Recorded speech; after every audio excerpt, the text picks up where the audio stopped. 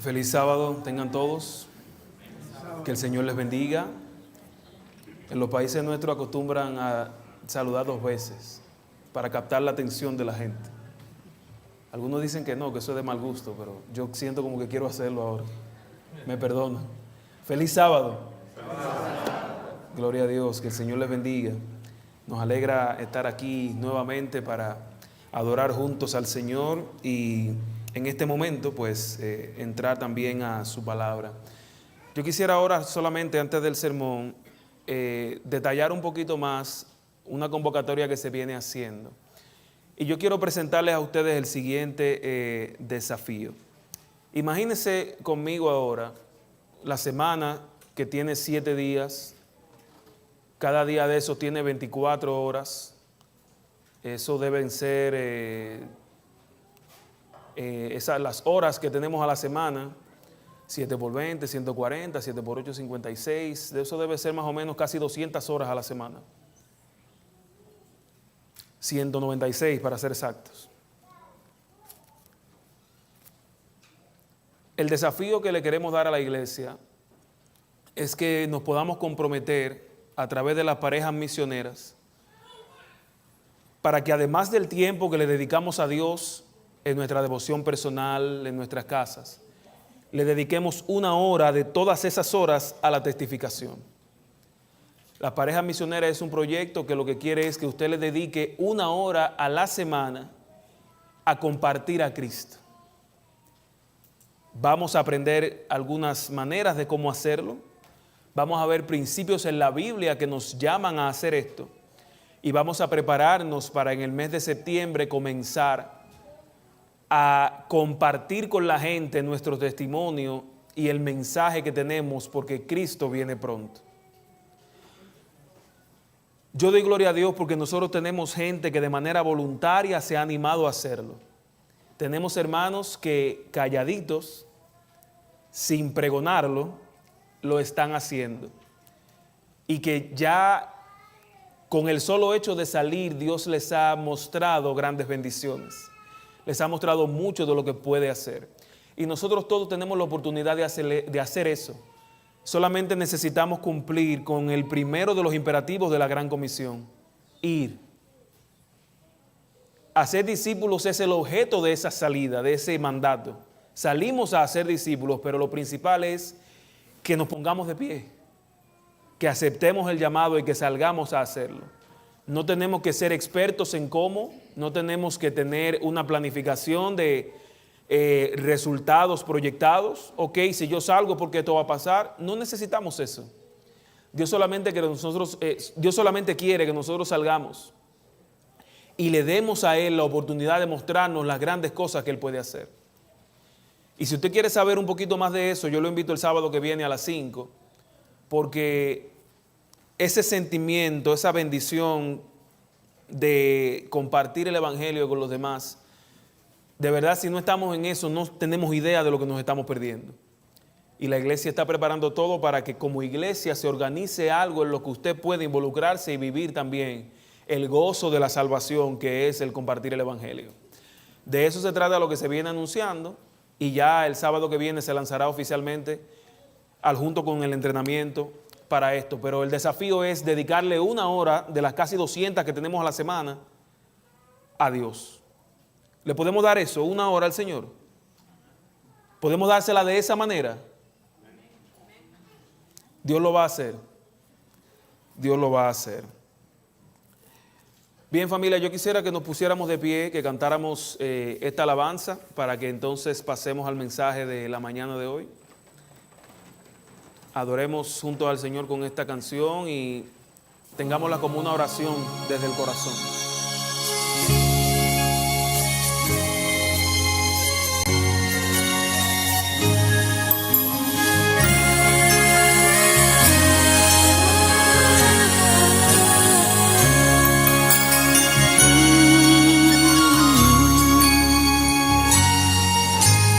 Vamos a abrir tu palabra, Señor, danos tu perdón, que tu Espíritu venga aquí a llenar este lugar. que la sangre de Cristo pueda limpiar nuestro corazón, pues queremos oír tu voz hablando con amor. Vamos a abrir tu palabra, Señor, danos tu perdón, que tu Espíritu venga aquí a llenar este lugar, que la sangre de Cristo pueda limpiar nuestro corazón, pues queremos oír tu voz hablando con amor. Vamos a abrir tu palabra, Señor, danos tu perdón. Nuestro Dios, nuestro Padre, alabado y glorificado sea tu nombre. Ponemos nuestras vidas y nuestros corazones en tus manos al abrir tu palabra, pidiendo, Señor, que podamos recibir el perdón que el cielo da y que también el poder que ella tiene para transformar nuestros corazones, para penetrar cual espada de dos filos, ese poder se pueda desplegar libremente en este lugar y tocar cada uno de nuestros corazones. Que la verdad de tu palabra toque el corazón para transformación y bendición. Que así sea con cada uno de mis hermanos a los cuales tú has traído a este lugar, Señor. Cada persona que está aquí, cada hermano, cada amigo que nos visita. Entre la gran cantidad de posibilidades que tenía, tu Espíritu le trajo a este lugar porque quiere tocar su corazón. Yo te pido que tu santa voluntad se cumpla y que así ocurra, Señor, en el nombre de Jesús. Amén. Bien, quisiera dirigir su atención al libro de los Salmos. En primer lugar, el Salmo 32.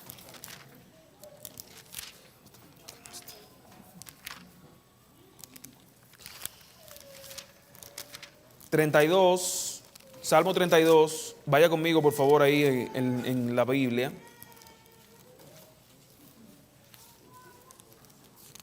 Son unos 11 versículos, así que yo le invito a que lo leamos en su extensión.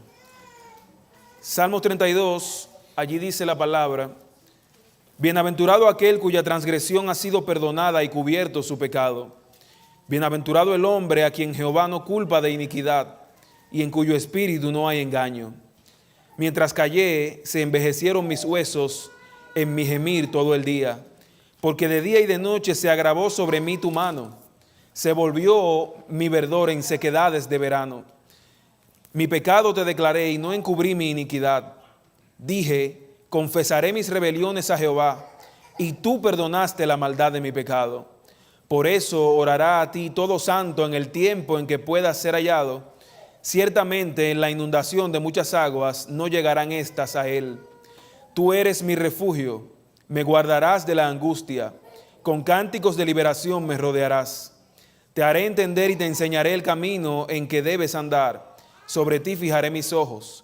No seáis como el caballo o como el mulo, sin entendimiento, que han de ser sujetados con cabestro y con freno, porque si no, no se acercarán a ti. Muchos dolores habrá para el impío, mas el que espera en Jehová lo rodea la misericordia. Alegraos en Jehová y gozaos justos, cantad con júbilo todos vosotros los rectos de corazón. Continuando, quiero dirigir su atención ahora al Salmo 51. Salmo 51, que es ya un poquito más conocido por todos nosotros. Son unos 19 versículos también. Yo quisiera que lo viéramos por completo. Salmo 51. Ten piedad de mí, Dios, conforme a tu misericordia, conforme a la multitud de tus piedades. Borra mis rebeliones. Lávame más y más de mi maldad y límpiame de mi pecado. Porque yo reconozco mis rebeliones y mi pecado está siempre delante de mí. Contra ti solo he pecado. He hecho lo malo delante de tus ojos, para que seas reconocido justo en tu palabra y tenido por puro en tu juicio. En maldad he sido formado y en pecado me concibió mi madre. Tú amas la verdad en lo íntimo y en lo secreto me has hecho comprender sabiduría. Purifícame con hisopo y seré limpio, lávame y seré más blanco que la nieve. Hazme oír gozo y alegría y se recrearán los huesos que has abatido. Esconde tu rostro de mis pecados y borra todas mis maldades. Crea en mí, Dios, un corazón limpio y renueva un espíritu recto dentro de mí. No me eches de delante de ti y no quites de mí tu Santo Espíritu. Devuélveme el gozo de tu salvación y espíritu noble me sustente. Entonces enseñaré a los transgresores tus caminos y a los pecadores se convertirán a ti. Líbrame de homicidios, oh Dios, Dios de mi salvación. Cantará mi lengua tu justicia. Señor, abre mis labios y publicará mi boca tu alabanza. Porque no quieres sacrificio que yo lo daría, no quieres holocausto. Los sacrificios de Dios, que fue nuestra lectura bíblica, son el espíritu quebrantado. Al corazón contrito y humillado no despreciarás tú, oh Dios. Haz bien con tu benevolencia a Sión, edifica los muros de Jerusalén. Entonces te agradarán los sacrificios de justicia, el holocausto u ofrenda del todo quemada. Entonces se ofrecerán becerros sobre tu altar. Estos son dos salmos que tienen mucho en común. Y una de las cosas que estos salmos tienen en común es que muchos cristianos de todas las generaciones, si tuvieran el poder de arrancar algo de la Biblia, los hubieran quitado. Mucha gente quisiera que eso no esté en la palabra. Mucha gente quisiera tener el poder de eliminar eso de la inspiración bíblica. Porque son declaraciones que presentan penitencia, vergüenza. ¿Y qué más tienen en común estos salmos? Ambos fueron escritos por David. Y ambos son producto del mismo contexto. Son declaraciones que uno no quisiera poder decir a veces que son inspiradas, porque hablan de males, de que nuestro pecado o la realidad del pecado en el ser humano es profunda, pero están hablando no solamente desde el aspecto teológico, están hablando de algo en particular, de un hecho en particular y de un contexto en particular. Y desde ya yo le pido disculpas si entre nosotros hay alguien que ha sentido ese sentimiento que yo dije ya, ¿verdad? De que si pudiera los hubiera arrancado. No podemos hacer eso. Así que por esa razón es posible que en algún momento un predicador se levante y hable de ellos como yo acabo de hacer. Están ahí. Y están ahí por una experiencia que muchos de nosotros conocemos, que yo quiero que veamos hoy, de la cual quiero que tomemos el mensaje, y es ese famoso pecado de David. Estas son ambas declaraciones dadas por David en su experiencia de reconocimiento de su pecado, de confesión y de haber recibido el perdón de Dios en su vida. David fue perdonado de esto que vamos a estudiar ahora. Y lo hizo de muchas maneras. Inclusive fue capaz de pedirle a Dios que lo hiciera nuevamente, que lo creara nuevamente. Esa declaración tan famosa del Salmo 51 que leímos hace poquito, el versículo 10, donde él termina diciendo, crea en mí, oh Dios, un nuevo corazón. Está hablando de algo que solo Dios puede hacer. Porque cuando leemos ahí, crea en mí, está apareciendo el mismo verbo bará que aparece en Génesis 1, un verbo que se refiere al poder que Dios tiene de lo que no existe, algo que solo Dios puede hacer. Él se sintió en una gravedad tan profunda que él le pidió a Dios, Señor, solo tú puedes darme una nueva oportunidad. Hazme de nuevo. Regenérame.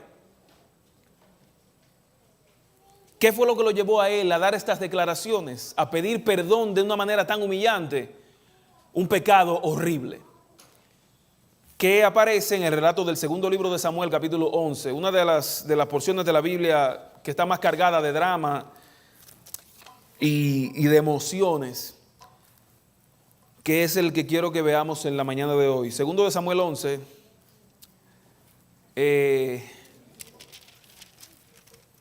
yo quiero que lo leamos hasta el 15. No quisiera parafrasearlo, quisiera que pudiéramos ver todos los detalles, los personajes que aparecen en esta historia y cómo se da todo.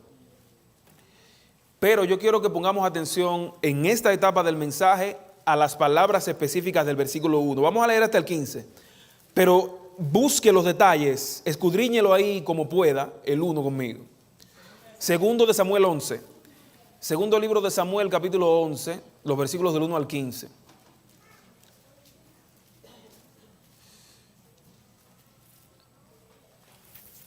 Gloria a Dios.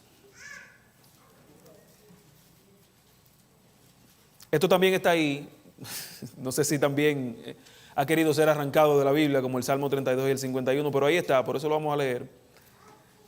Y qué bueno que Dios es misericordioso y su gracia es innata. Él es gracia para nosotros. Aconteció al año siguiente, en el tiempo que salen los reyes a la guerra. Recuerde, indague en el 1 conmigo. Aconteció en el año siguiente, en el tiempo que salen los reyes a la guerra, que David envió a Joab junto a sus siervos y a todo Israel, y ellos derrotaron a los amonitas y sitiaron a Rabá, mientras David se quedó en Jerusalén.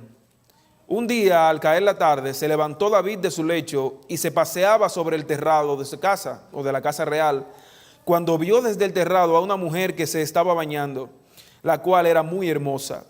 Envió David a preguntar por aquella mujer, y le dijeron: aquella es Betsabé, hija de Eliam, mujer de Urías, el Eteo.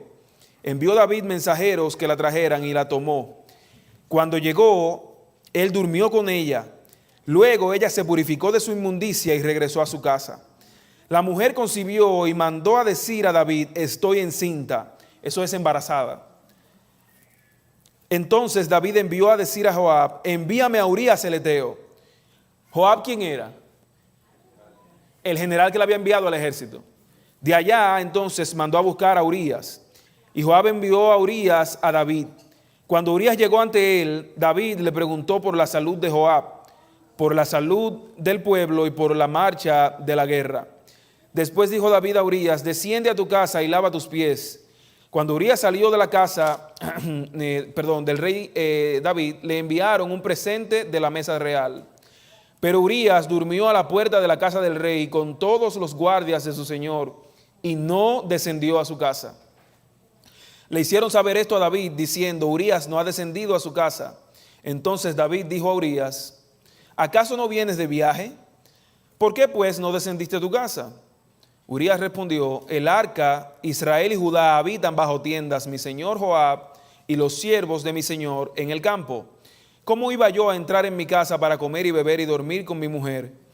Por vida tuya y por vida de tu alma nunca haré tal cosa. David dijo entonces a Urías: quédate aquí hoy también y mañana te despediré. Se quedó Urías aquel día y el siguiente en Jerusalén. David lo convidó a comer y a beber con él hasta embriagarlo. Por la tarde salió a dormir en su cama junto a los guardias de su señor, pero no descendió a su casa otra vez. A la mañana siguiente escribió David una carta a Joab, la cual envió por mano de Urías. En ella decía: poned a Urías al frente en lo más recio de la batalla y alejaos de él para que sea herido y muera. Y finalmente eso fue lo que sucedió. Lo que decía la carta fue lo que sucedió. Él fue colocado al frente para que lo mataran. Este relato, y lo que se extiende más del capítulo 11 y posteriormente lo que dice el capítulo 12, es lo que se conoce como el gran pecado de David, que presenta varias cosas. Presenta en primer lugar que ellos se encontraban en batalla y que él entonces manda a un general a la batalla, y cuando se queda en Jerusalén caminando en su terrado ve una mujer que no es suya. Manda a investigar, y cuando investiga le dicen quién es, de quién es hija y de quién es esposa. Esposa, era casada. Sin embargo, él nada de eso lo detiene y la manda a buscar, está con ella, ella queda embarazada de ese encuentro íntimo, y entonces yo no sé de dónde él se le ocurrió que iba a poder encubrir su pecado matando a este hombre, pero lo hizo luego de que intentó que él se acostara con ella. Él intentó que el esposo viniera de la guerra y se acostara con ella para aparentar que era hijo de Urías y no de él. Y cuando vio que eso tampoco funcionó, entonces llegó aún más lejos y decidió ponerlo al frente del ejército y que lo dejaran solo. ¿Para qué? Para que lo mataran. Una atrocidad esto que parece aquí de David. Yo quiero que veamos algunos elementos de esto para que podamos aprender una lección del poder que Dios tiene. Recuerde que cada vez que yo me paro aquí, yo le digo que al final del sermón usted se pregunte qué aprendí de Dios. Yo espero que usted responda bien hoy esa pregunta también y que se lleve algo de Dios a través de esta historia. En primer lugar, familia, ¿dónde estaba David? Es donde yo creo que comienza el problema. Él no fue a la batalla. ¿Qué sucede con eso? 11:1. Al año siguiente, en el tiempo que salen los reyes a la batalla, era la forma de hacerse. Los reyes encabezaban sus ejércitos. Eso lo podemos confirmar también en el mismo libro segundo de Samuel, el capítulo 8. Mire cómo nos dice aquí, por ejemplo, 8:1 de segundo de Samuel. Después de esto, aconteció que David derrotó a los filisteos. Él mismo ya había hecho eso. Él sabía que así era que funcionaba el asunto. Él había acompañado ejércitos antes ya, porque así era que se hacía. Era su deber haber ido a la batalla, pero no lo hizo. Estar en el lugar equivocado se desencadenó en un pecado tan atroz como el que cometió David. No estar en el lugar correcto. Esa era la costumbre y vimos cómo el texto nos lo demostró. Ese es el primer elemento, guárdelo por favor. Él no estaba ni en el momento indicado ni en el lugar indicado. Segundo, ya se materializa el pecado cuando él codicia a esa mujer. ¿Y qué pasó con el hecho de que él codiciara a esta mujer? Era casada, era adulterio directamente. Pero ¿qué pasa? Que él manda a averiguar por ella y le dicen, es hija de Eliam, esposa de Urías. O sea, él la vio, la codició, pero él todavía pudo haberse arrepentido y no llegar a tocarla. Estaba mal como quiera porque la codició, pero él pudo haberse detenido, eso es lo que quiero decirles, y no lo hizo. Y ni siquiera consideró que entre ellos había cierta familiaridad. Ellos eran cercanos. ¿Quién era Eliam, por ejemplo, el padre de esta mujer? Vea conmigo, segundo de Samuel 23, versículo 34. Capítulo 23 del mismo libro en el que estamos, versículo 34. ¿Quién era Eliam? Mire hasta dónde, qué tan lejos llevó el pecado a David, que inclusive fue hasta desconsiderado. 23:34 de segundo de Samuel 11, de segundo de Samuel. Elifelet, hijo de Ahasbai, hijo de Maaca. Eliam, hijo de Ahitofel, el gilonita. Ese Ahitofel era consejero de David. Y él, la mujer que codició, era la hija de su consejero. Ese es Eliam, el padre de ella. ¿Qué pasa con Urías, el eteo o el hitita, como dice otros? Mire lo que dice segundo de Samuel 15, versículo 12. Ya sabemos que Eliam era el hijo del consejero principal del reino. Mire quién era Urías ahora. 15:12 del mismo libro, segundo de Samuel. Mientras Absalón ofrecía los sacrificios, mandó a buscar en la ciudad de Gilo a Ahitofel, el gilonita, consejero de David. Así la conspiración se fortalecía y aumentaba el pueblo que seguía. Eliam era también hijo de Ahitofel. Urías entonces también tenía cercanía con él. Urías era hermano de este hombre. Ellos estaban cerca todos. Y ni siquiera por eso, ni siquiera eso fue suficiente para detener la efervescencia del deseo pecaminoso de David. tampoco lo detuvo el hecho de que él, cuando vio a esa mujer, sabía lo que ella estaba haciendo. Mire qué curioso.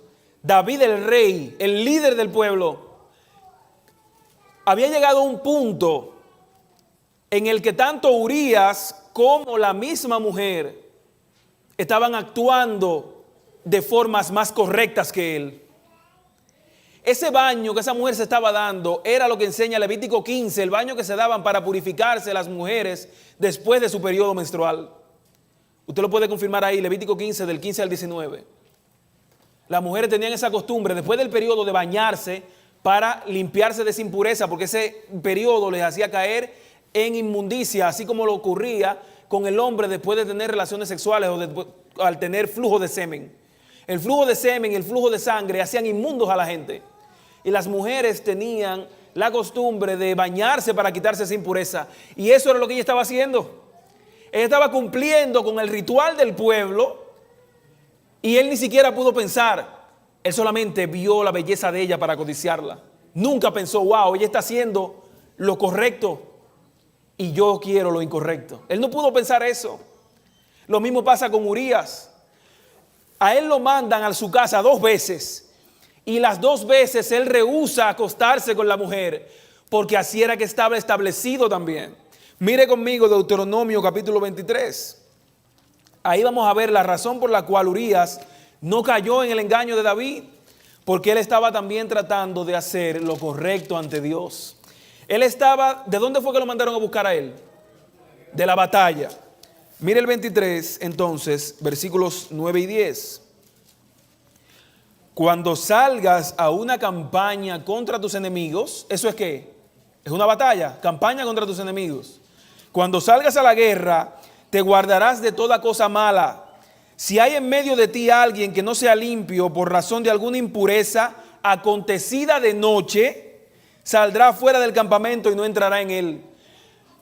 Si las impurezas eran el flujo de sangre y el flujo de semen, y se condenaba que alguien tuviera impureza ocurrida de noche, ¿cuál era esa impureza? La intimidad sexual. Urías no quería caer en impureza para que no lo sacaran del ejército, para no salir de la guerra. Él, su esposa, estaban haciendo lo correcto, lo que Dios había pedido ritualmente, y ni siquiera eso detuvo a David de su pecado.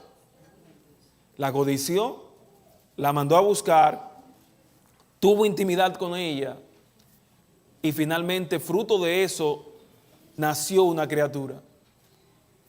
Al saber de ese embarazo, David trató de encubrirlo, mandándolo a él estar con ella. Ya vimos que no lo hizo.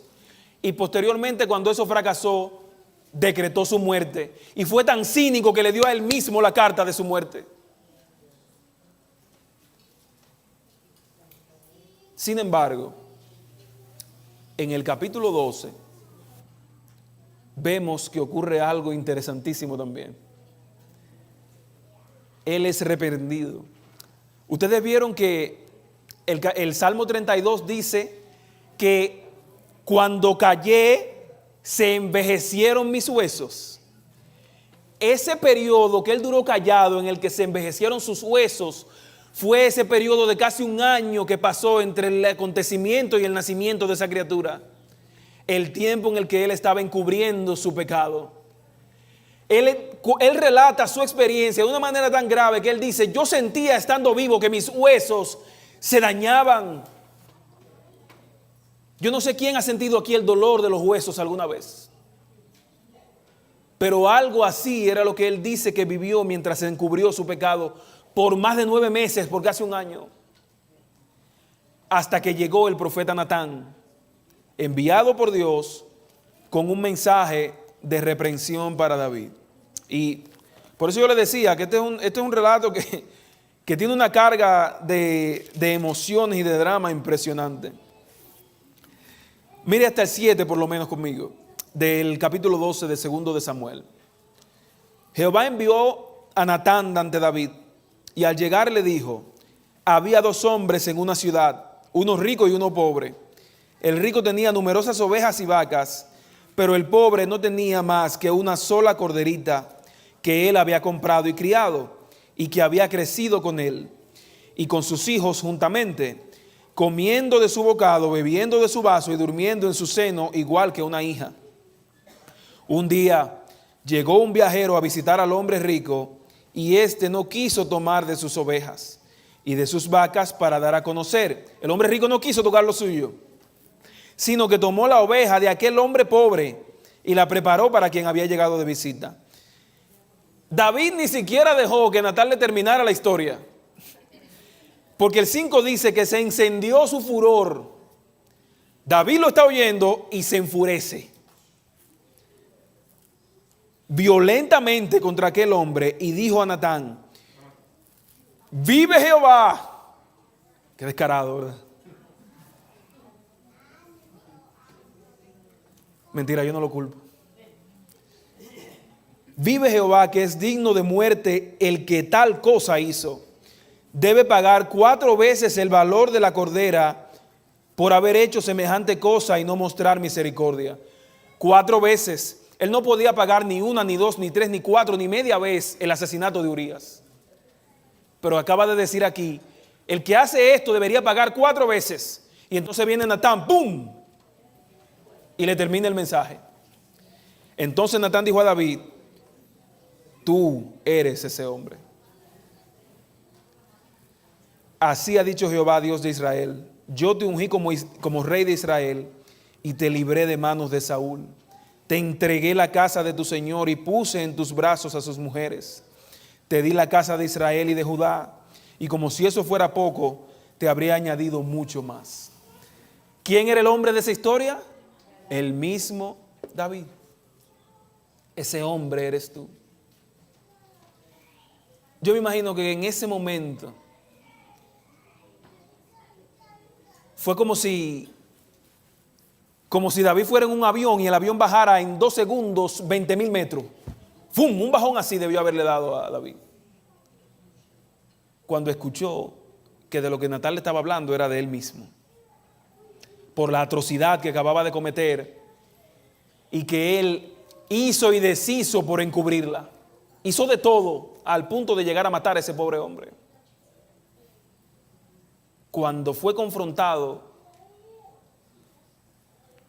porque definitivamente él pudo esconder eso por ese tiempo, pero Dios lo supo desde el principio. De Dios nunca lo pudo esconder y su pecado lo alcanzó. Debió haber sido un gran golpe para él escuchar al profeta Natán decir: ese hombre eres tú. Pero en medio de todo esto, familia, hay una buena noticia. David, que hizo todo esto, precisamente por esto que hizo y por la experiencia que tuvo de arrepentimiento, escribió el Salmo 32 y el Salmo 51. Y hasta el día de hoy nadie ha podido arrancarlos de la inspiración. Siguen ahí, porque eso es lo mismo que Dios hace con nosotros, sus hijos. Sacarnos del fango, del lodo del pecado y darnos la oportunidad, si nos arrepentimos sinceramente, de comenzar de nuevo. Después de todo esto, en el capítulo 12, versículo 13, miren qué es lo que hace David. Ya decide parar, decide no insistir en encubrirse. Y mire cuáles son sus palabras. Versículo 13 del capítulo 12. Entonces dijo David a Natán: pequé contra Dios. Y yo quisiera que usted se transporte conmigo, trate de imaginarse la escena. Después de escuchar esa sentencia, después de ver pasar por sus ojos las imágenes de todo lo que había hecho, imaginándose el sufrimiento de la familia a la cual agravió. Cuando se detuvo, dijo: pequé contra Jehová.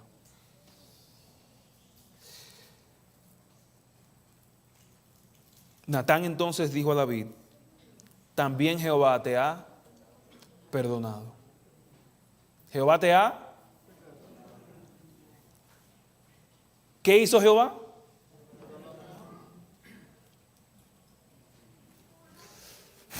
Lo perdonó. Lo perdonó.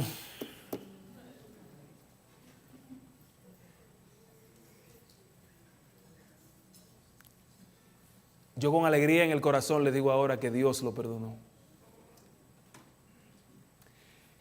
A mí no me entristece que Dios lo haya perdonado. No me enfurece. Me inspira. Me da felicidad que Dios lo perdonó. Porque Dios lo perdonó fue que le escribió el Salmo 32 y el 51. Lo que él hizo fue gravísimo. Y es cierto que tuvo consecuencias su pecado. Pero gloria a Dios porque esas consecuencias no cambiaron lo que David era para Dios, un hombre conforme a su corazón. Eso no cambió ni por el pecado, ni por las consecuencias del pecado. Él siguió siendo ese hombre conforme al corazón de Dios. Y yo ahora tuve que decidir estudiando eso, si yo me detengo en las consecuencias del pecado o si sigo más adelante en lo que la Biblia dice, que Dios lo perdonó, que Dios le dio una nueva oportunidad, creó en él un nuevo corazón. Ese es Dios, familia. El que ama tanto que es capaz de perdonar hasta al más déspota de los asesinos en series. Y yo se lo estoy diciendo, aunque yo no he sido capaz nunca de llegar a tanto. Pero yo no soy diferente a David, ni siquiera cuando hizo esto. Yo le decía anoche al grupo pequeño que visité, que usted me puede ver a mí cada sábado con una corbata puesta y con libros en la cabeza. Y yo no sé si esa es la manera de usted definirme. O si yo no sé si lo que usted ve cuando me ve a mí es el papá del muchachito ese que es un terremoto. O yo no sé si cuando usted me ve, lo que me ve es a un tipo que se la pasa hablando de libros y de estudio y que siempre se está riendo. Yo no sé cómo usted me define. Pero yo sé que aunque yo llevo toda mi vida en el Evangelio, aunque yo no he hecho algo tan grave como esto que hizo David, yo no soy más que un pecador salvo por la gracia de Dios. Usted, yo no sé cuál es su currículum. Yo no sé su tipo de sangre. Pero me conformo con saber que usted, al igual que yo, es un pecador salvo por la gracia de Cristo. Y no hay nada que hayas podido hacer para que esa no sea tu identidad. Eso es lo que somos todos nosotros. Por eso yo no me veo distinto a David. Porque yo no puedo caer en el engaño diabólico de yo racionalizar mis pecados comparándolos con los de David. Y por eso yo le digo a usted con alegría, Dios perdonó su pecado.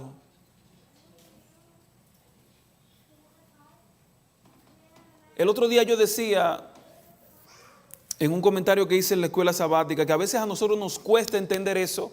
Una vez yo leí que muchas veces a nosotros nos cuesta entender y aceptar la gracia de Dios. Y eso nos pasa y lo manifestamos como una evidencia de cuánto necesitamos esa gracia. Cuando no la entiendo es cuando más la necesito. Cuando no la acepto en los demás es cuando demuestro cuánto me hace falta esa gracia que hasta esto lo perdona. Eso fue lo que pasó con David.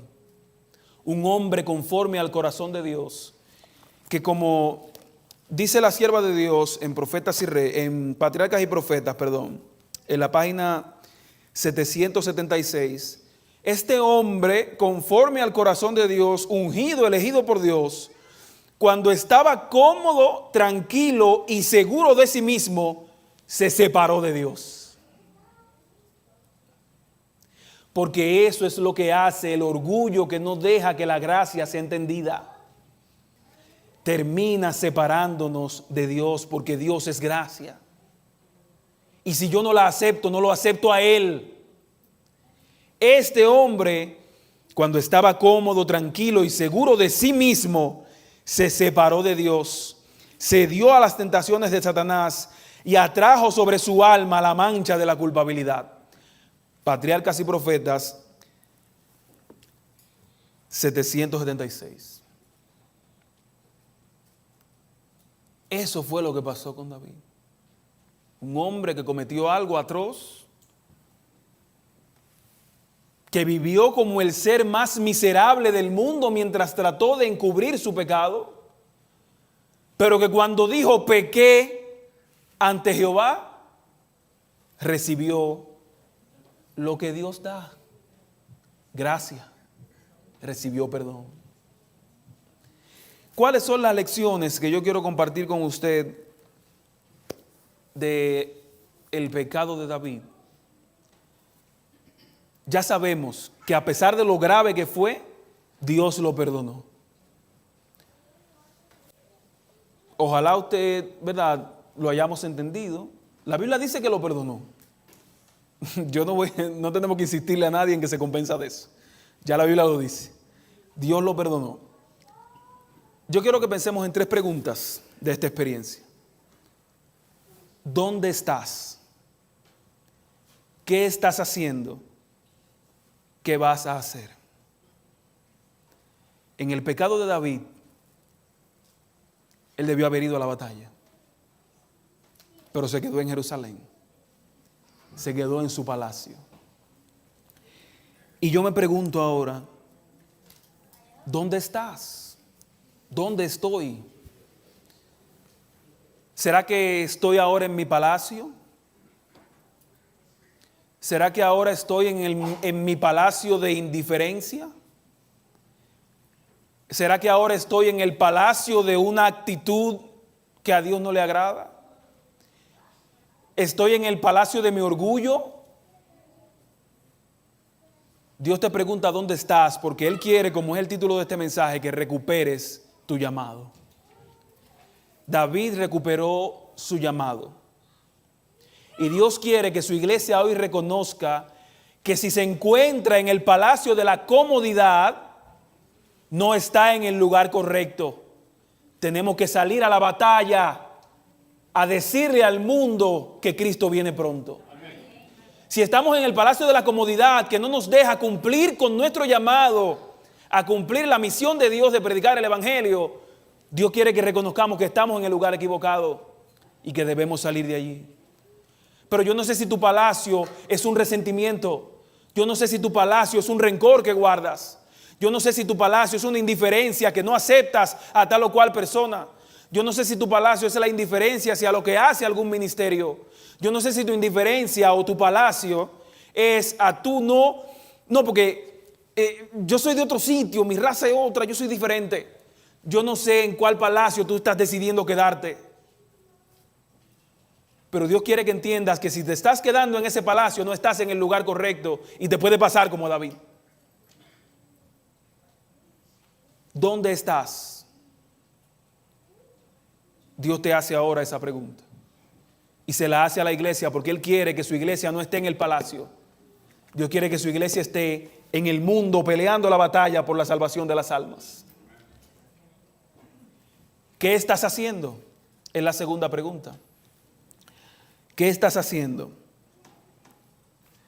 Proverbios 28:13 dice que el que encubre su pecado no prosperará, mas el que lo confiesa alcanzará misericordia. ¿Qué estás haciendo? David se pasó casi un año encubriendo su pecado y él mismo lo dijo, como vimos ya en el Salmo 32, envejecieron mis huesos mientras estuvo así. ¿Qué estás haciendo? ¿Tratando de encubrirle a Dios lo que eres? ¿En serio? ¿Al Dios que te creó lo vas a engañar?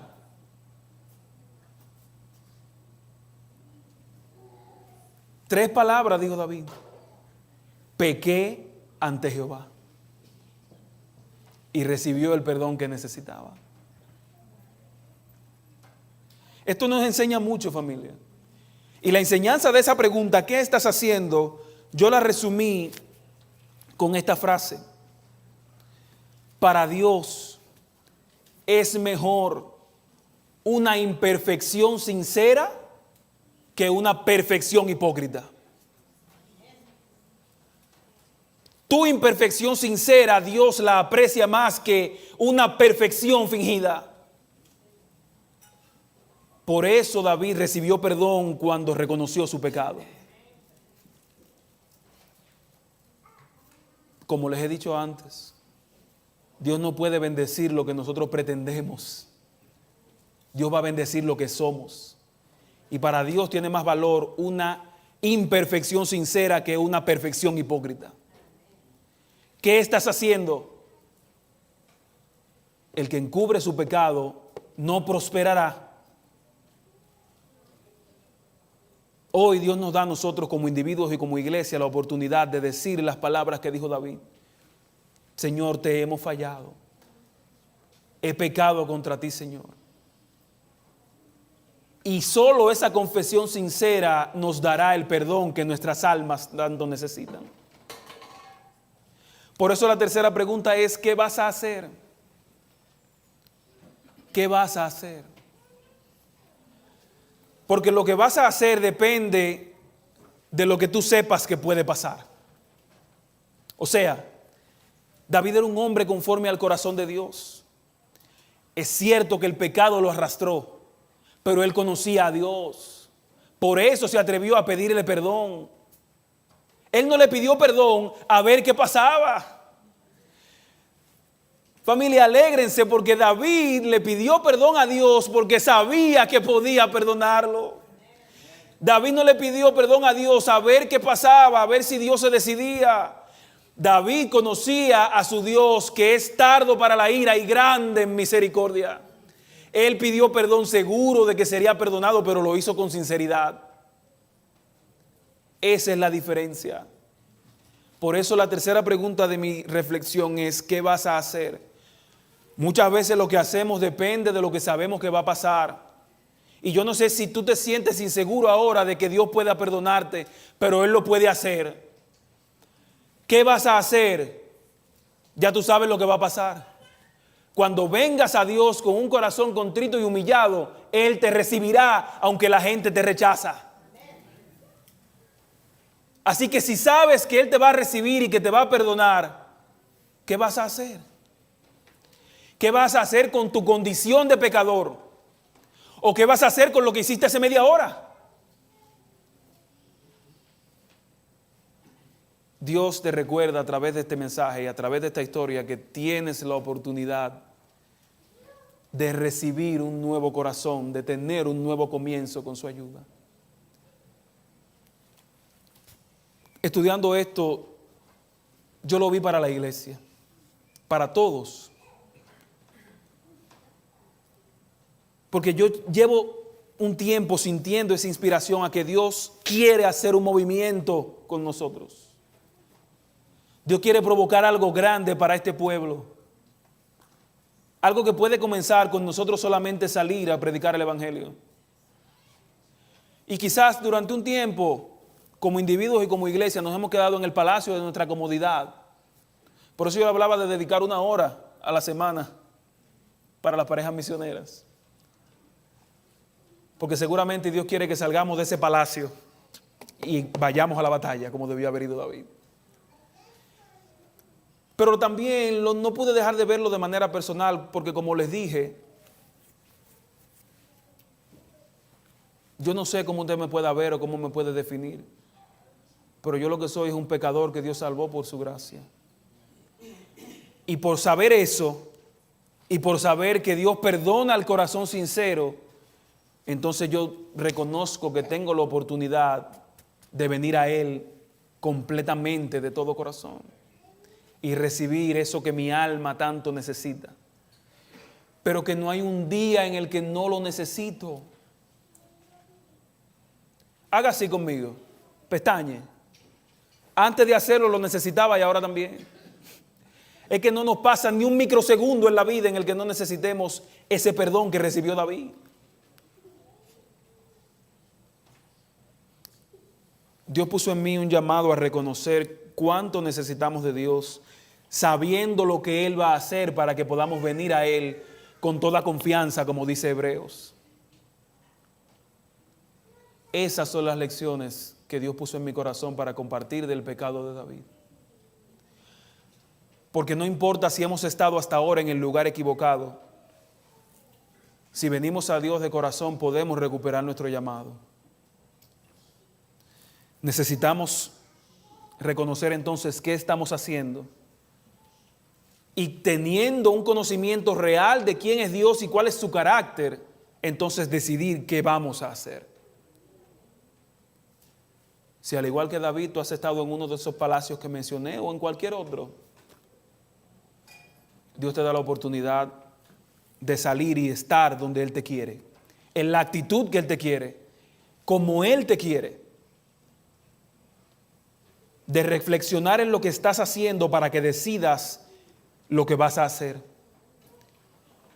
Ven al Señor ahora y cada día con sinceridad de corazón. Y Él, que es el único que puede hacerlo, como dice el 51:10, crea como solo Dios puede hacerlo, va a darte eso que tu alma tanto necesita, tanto anhela. ¿Hay alguien aquí que acepta lo que Dios hizo con David? ¿Hay alguien que quiere esa misma obra transformadora que Dios hizo en David? Por alguien así yo quiero orar en este momento. Alguien que de manera sincera se ve como lo que realmente es, para entonces venir al Señor de todo corazón a buscar lo que realmente necesita. La salvación, el perdón que solo Él nos puede dar. No importa, a Dios no lo limita cuánto tiempo hayamos perdido, ni cuán lejos hayamos llegado. Ese milagro de transformación que recibió David puede ser tuyo y mío también en esta mañana. ¿Lo quieres recibir? Por alguien que quiera recibirlo es que yo quiero hacer esta oración ahora. Tú que quieres recibirlo, levántate donde estás y ora conmigo pidiendo al Señor que transforme nuestros corazones así como lo hizo con David.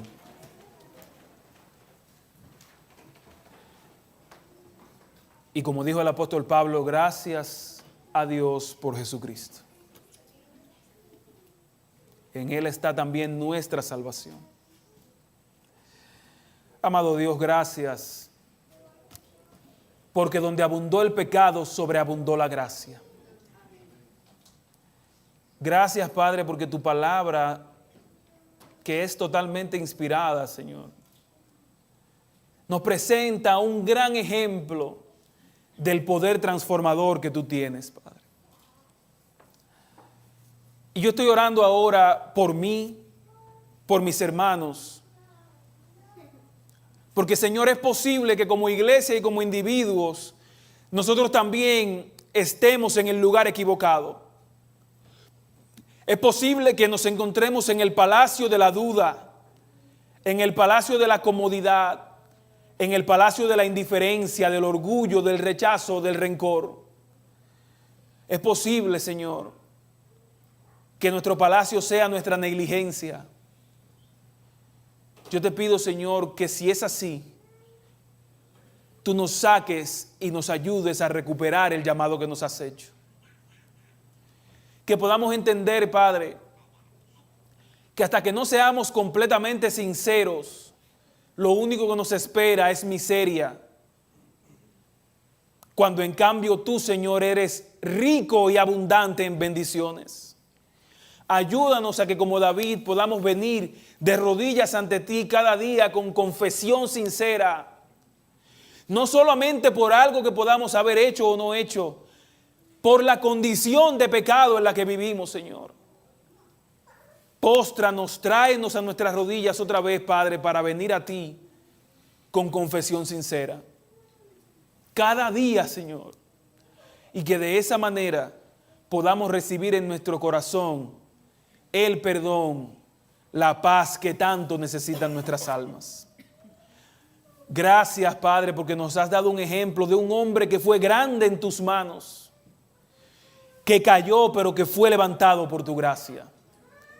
Que tu misericordia también nos transforme a nosotros, Señor, que transforme a tu iglesia y que lo haga de una manera tan sincera, Señor, que nos haga sentir como esos pecadores que Dios salvó por su gracia y que les dio algo tan bueno que necesariamente tienen que compartirlo.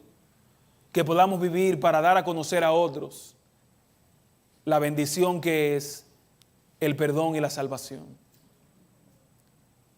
Gracias, Padre, porque nos das otra vez la oportunidad de recuperar el llamado. Te suplico que hagas esa obra en cada uno de nosotros y que nos saques de aquí con el perdón y la paz que solo el cielo puede dar. Gracias porque vamos a comer juntos, Señor. Pon tu bendición sobre el alimento. Y danos tu perdón y tu paz en el poderoso nombre, Señor, de nuestro único y suficiente Salvador, Cristo Jesús. Amén.